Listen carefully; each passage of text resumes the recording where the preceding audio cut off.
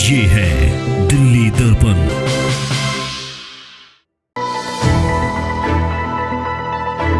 कभी जनता के पैसे के बलबूते राजनीतिज्ञों से लेकर फिल्मी और खेल हस्तियों को अपनी उंगली पर नचाने वाले सहारा के चेयरमैन सुब्रत रॉय के लिए इन्हीं पैसों की देनदारी जी का जंजाल बन गई है। अपने सामने किसी की एक न चलने देने वाले सुब्रत रॉय ने अपने आप को चौतरफा घिरते देखकर एक बड़ी चाल चली है। सुब्रत रॉय ने विभिन्न अखबारों में एक विज्ञापन जारी कर निवेशकों का पैसा न देने का ठीकरा अब सेबी के सर पर फोड़ा है।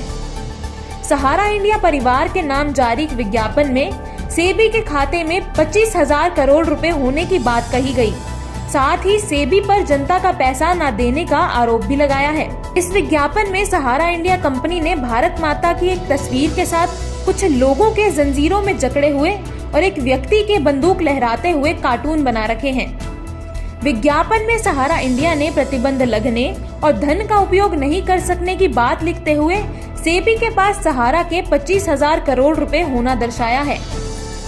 इस विज्ञापन में सुप्रीम कोर्ट के विगत 9 वर्षों से सहारा इंडिया परिवार पर प्रतिबंध लगने की बात करते हुए लिखा कि अगर परिवार किसी भी परिसंपत्ति को बेचकर या गिरवी रखकर कोई भी धन जुटाता है तो वह सारा धन सेबी सहारा के खाते में जमा किया जाएगा। सहारा ने अपनी मजबूरी दिखाते हुए लिखा कि सहारा एक भी रुपए का उपयोग जनता को भुगतान करने के लिए नहीं कह सकता। इस विज्ञापन में सेबी सहारा खाते में लगभग 25,000 करोड़ रुपए होने की बात कही गई। सहारा ने इस धनराशि से सेबी को जमाकर्ताओं को भुगतान करने को कहा है।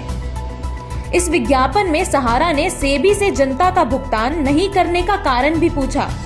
विज्ञापन में परिस्थितियों का हवाला देते हुए सहारा ने जमाकर्ताओं को समय पर कहां से भुगतान करने की बात कही है। दरअसल अपनी माता के निधन पर 6 साल पहले पैरोल पर जेल से बाहर आए सुब्रत रॉय हर तंत्र को चुनौती देते प्रतीत हो रहे हैं।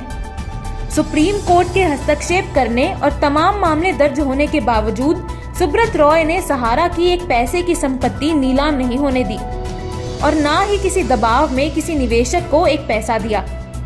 ये सुब्रत रॉय की राजनीतिक पैठ ही है कि मध्य प्रदेश के दतिया से गैर जमानती वारंट जारी होने के बावजूद मध्य प्रदेश की पुलिस को उत्तर प्रदेश के लखनऊ गोमती नगर से बेरंग लौटना पड़ा। नहीं तो उत्तर प्रदेश के साथ ही मध्य प्रदेश में भी आरोपियों की गिरफ्तारी के लिए उनके मकानों पर बुलडोजर चलवा दिए जाते हैं। लगभग 2 लाख करोड़ की निवेशकों की देनदारी के लिए घूम रहे सुब्रत रॉय समय समय पर सेबी पर विभिन्न आरोप लगाकर विभिन्न अखबारों में विज्ञापन जारी करता रहता है।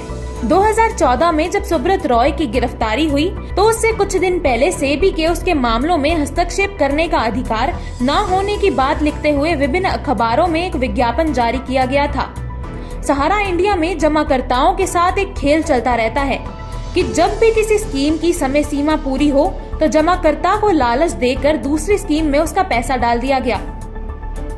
सहारा से भुगतान न होने की वजह से कितने जमाकर्ताओं के साथ ही एजेंट और अधिकारियों के आत्महत्या करने की समय समय पर सुनने और पढ़ने को मिलती रहती है। दरअसल सुब्रत रॉय का खेल इमोशनल ब्लैकमेल का रहा है। 10 लाख सदस्यों का विश्व का सबसे बड़ा परिवार होने का दावा करने वाले सहारा इंडिया के कारगिल में शहीद हुए जवानों के परिवार को मदद करने के नाम पर 10 साल तक अपने ही कर्मचारियों के पैसे काटे। सुब्रत रॉय का शातिराना अंदाज कितना इमोशनल है, इसका अंदाजा इस बात से लगाया जा सकता है कि जब सुब्रत रॉय को 2014 में गिरफ्तार किया गया तो उन्होंने अपने कर्मचारियों को जेल से छुड़ाने के नाम पर पत्र लिखकर मदद मांगी। बताया जाता है कि सुब्रत रॉय इस पत्र पर लगभग 1250 करोड़ रुपए जमा हुए थे, जबकि उस समय सेबी की देनदारी 500 करोड़ रुपए की थी।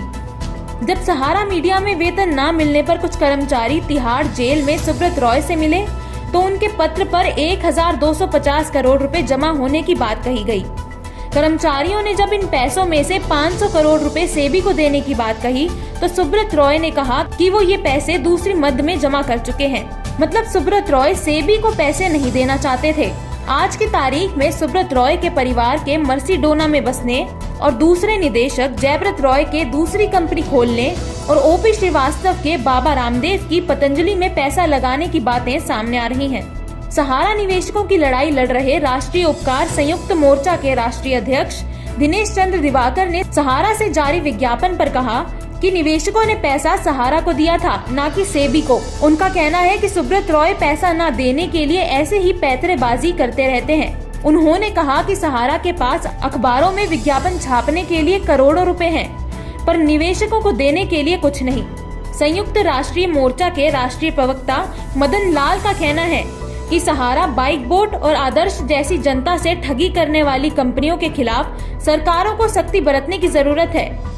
उनका कहना है कि ये कंपनियां जनता के लाखों करोड़ रुपए ठग कर बैठी हैं। ब्यूरो रिपोर्ट, दिल्ली दर्पण टीवी।